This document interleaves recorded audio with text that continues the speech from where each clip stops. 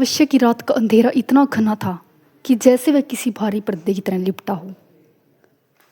राजा विक्रम अपनी प्रतिज्ञा के अनुसार शमशान की ओर बढ़ रहे थे। हवा में अजीब सी गंध थी, सड़ी हुई लकड़ियों और पुरानी राख की। वे उस पुराने बरगद के पेड़ के पास पहुंचे जहां बेताल लटका हुआ था। जैसे ही विक्रम ने बेताल को अपने कंधे पर रखा, बेताल ने अपनी नीली चमकती आंखों से राजा की ओर देखा और एक डरावनी हंसी हंसी। उसने कहा, हे राजन, तुम न्याय की इस फौज को ढोना कब छोड़ोगे? क्या तुम्हें नहीं लगता कि जिसे तुम सत्य कहते हो वह केवल तुम्हारी धारणा है? चलो आज मैं तुम्हें एक ऐसी कहानी सुनाता हूं जहां सत्य और लोभ के बीच का अंतर धुंधला पड़ गया था। लेकिन हे विक्रम, मेरी शर्त यही है, अगर तुम उत्तर जानते हुए भी चुप रहे तो तुम्हारा सिर फट जाएगा, और अगर तुम बोले तो मैं वापस पेट पर लटक जाऊंगा। बेताल की ये बात सुनकर राजा विक्रम चुप रहे। बेताल ने कहना शुरू किया, बहुत समय पहले की बात है। सुवर्णपुरी नगर में 4 मित्र रहते थे। चारों अलग अलग विद्याओं के धनी थे। एक कुशल शिल्पकार था, एक चतुर व्यापारी, एक वीर योद्धा था तो दूसरा परम ज्ञानी ब्राह्मण। एक दिन चारों ऐसे ही बैठे हुए थे तो चारों ने मिलकर सोचा, क्यों ना हम एक सोने की मूर्ति बनाएं जो कि देखने में जीवित लगे। तीनों ने योजना के अनुसार अपना कार्य करना शुरू कर दिया। उन्होंने एक ऐसी ही जीवित मूर्ति बनाई जिस पर कीमती रत्न जड़े। जब मूर्ति तैयार हुई तो वे सभी हैरान रह गए, क्योंकि मूर्ति दिखने में इतनी ज्यादा वास्तविक लग रही थी जैसे कोई जीवित प्राणी उनके सामने खड़ा हो। लेकिन इसका असली स्वामी कौन होगा, और क्या हम इस सांसारिक मोह को छोड़कर संन्यास ले सकते हैं? चारों ने शपथ ली कि वे अपना सब कुछ त्याग कर हिमालय जाएंगे और जिस किसी को भी यह मूर्ति मिलेगी वही इसका अधिकारी होगा। उन्होंने मूर्ति को एक सुरक्षित गुफा में छिपा दिया और संन्यास की राह पकड़ ली। कई साल बीत गए।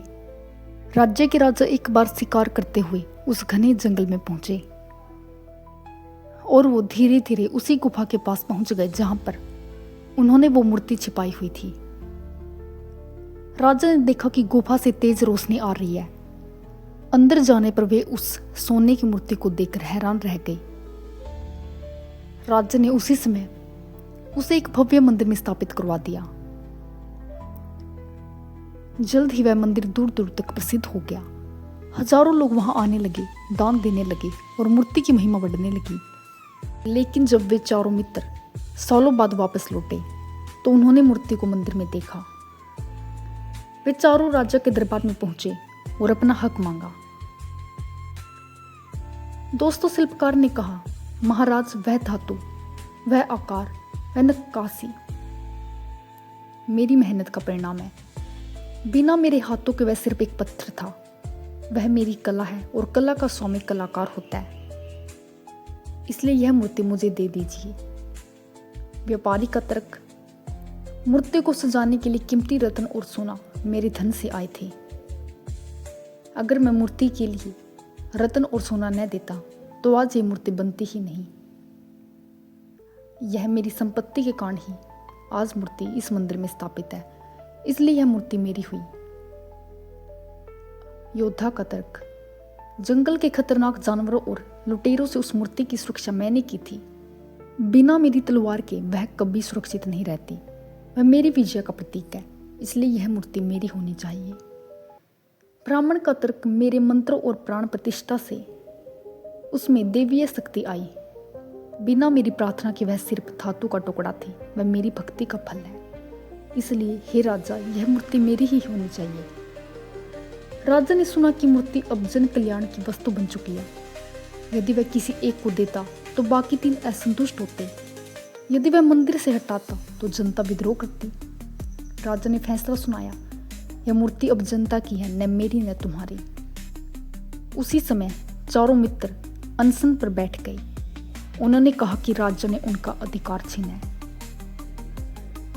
दोस्तों, कहानी खत्म करते ही बेताल ने राजा विक्रम से प्रश्न पूछा, बेताल ने पूछा, हे राजन, वे चारों मित्र सन्यासी होने का नाटक कर रहे थे, लेकिन मूर्ति देखते ही उनमें फिर से लोभ जाग गया। उनमें सबसे बड़ा पापी कौन है और राजा का न्याय सही था या गलत? विक्रम ने कहा, हे बेताल, सबसे बड़ा पापी वे चार मित्र हैं। संन्यास का अर्थ है त्याग। यदि उन्होंने त्याग का मार्ग चुना था तो वस्तु पर अधिकार कैसा? वे सन्यासी नहीं, ढोंगी थे। राजा का निर्णय बिल्कुल उचित था। न्याय का अर्थ किसी एक को लाभ पहुंचाना नहीं, बल्कि सर्वजन हिताय, सबका कल्याण करना होता है। राजा का उत्तर सुनकर बेताल फिर से अपनी डरावनी हंसी के साथ उड़ गया और पेड़ पर जा लटका।